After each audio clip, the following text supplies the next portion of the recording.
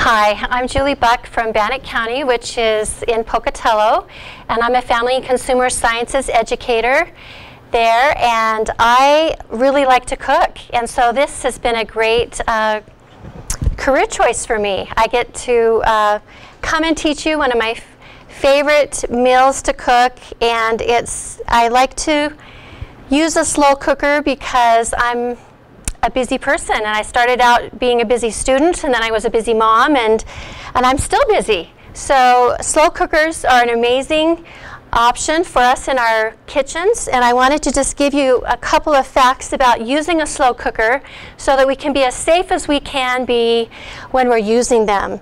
Most cookers have 2 or more settings, and so we want to make sure that we get the features in a cooker that we need. Now they have digital cookers that you can set, that have preset stations, and it'll cook for so many hours at a certain temperature. That's easy, but dials work great too. Another idea is to be sure and turn the cooker on high for the first hour. You want to get everything in there up to speed, up to temperature as quickly as you can, and then follow the recipe for the rest of the time that's there. While the food is cooking, and once it's done, it will stay safe, food safe, as long as the cooker is on. So we wonder if it's going to be safe at the 7th hour or the 8th hour, and it is, as long as the power stays on at our house and the cooker stays on. Oh yes, and you did find my recipe, right? So you can follow along, take notes. My big rule about recipes is if I say something that doesn't sound good or wouldn't work in your family, you just write all over that recipe and you make it personalized for yourself. Another fact about slow cookers is that we want to store leftovers in a shallow container so that we have more surface area exposed to the coolness in the refrigerator so that it can cool down quicker. We'd want to avoid having it in a deep bowl. We'd want it to be in something a little more shallow. So as quickly as you can cool it down, and then if you need to freeze your leftovers, that's great. You can package them accordingly.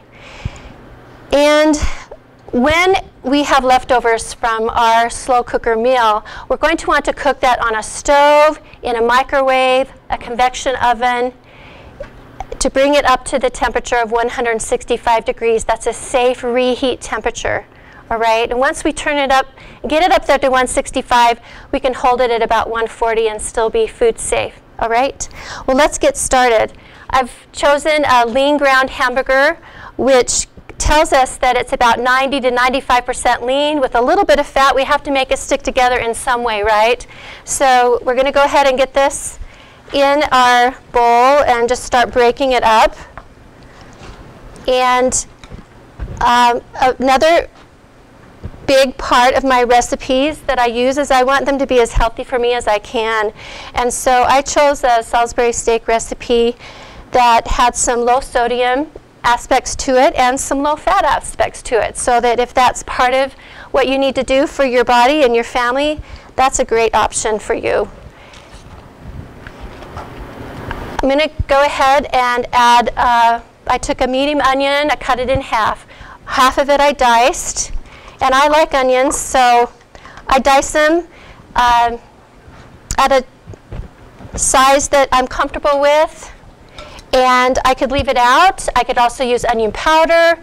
You just do whatever you need to do to add that flavor, though. You don't want to leave it out altogether, but find it in a way that it would work best for you. So incorporate those onions as best you can. Then I'm going to add breadcrumbs. Breadcrumbs are so easy to make on your very own.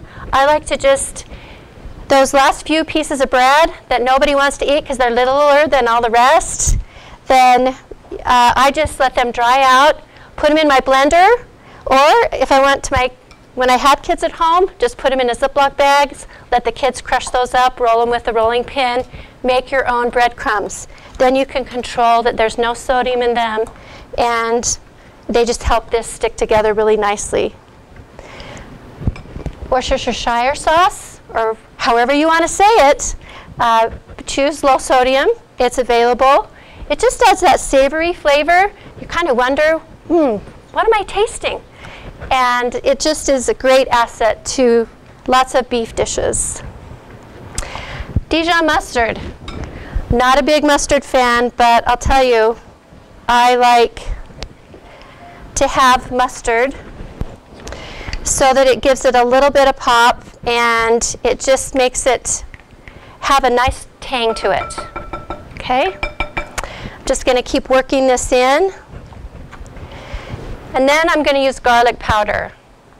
Could I use whole garlic, crushed garlic that I've crushed? I absolutely could. This is just fast, it's easy. It's not garlic salt because I'm cutting down on sodium in this dish. It's garlic powder. So just incorporate that in as best you can. And then to even cut down on cholesterol, I'm going to just use the egg white out of these eggs. So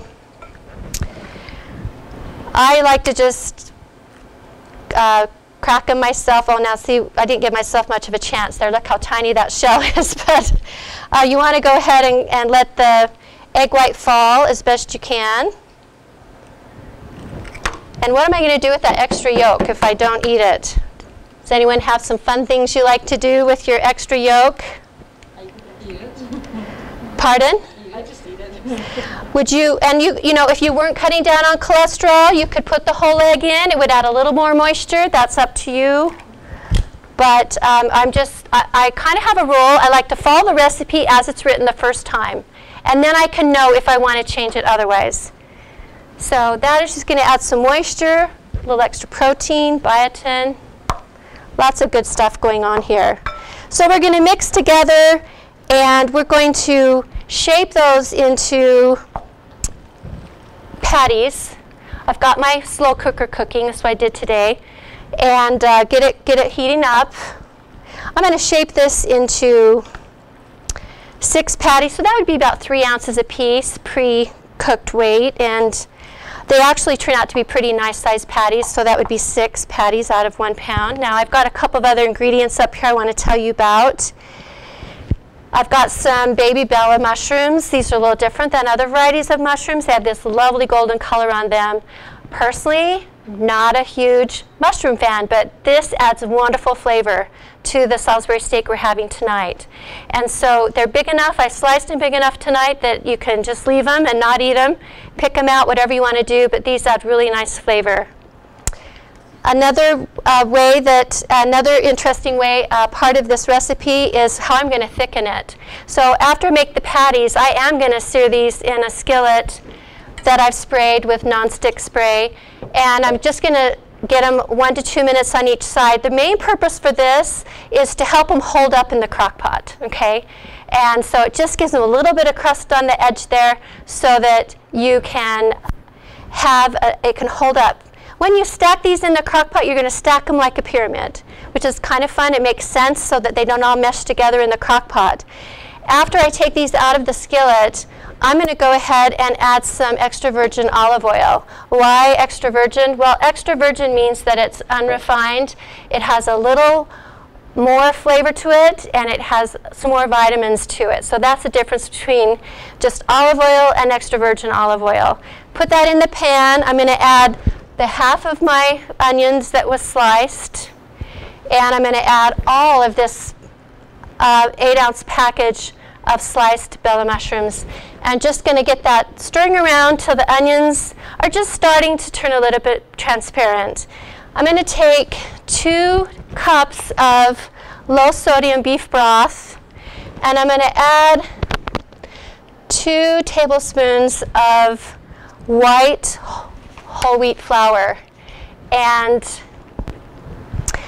this is a nice grain. It's a whole grain, and it will just thicken at the broth. I pour this in to my sauteing mushrooms and onions. It'll start to thicken. While it's thickening, though, you're going to add a tablespoon of tomato paste.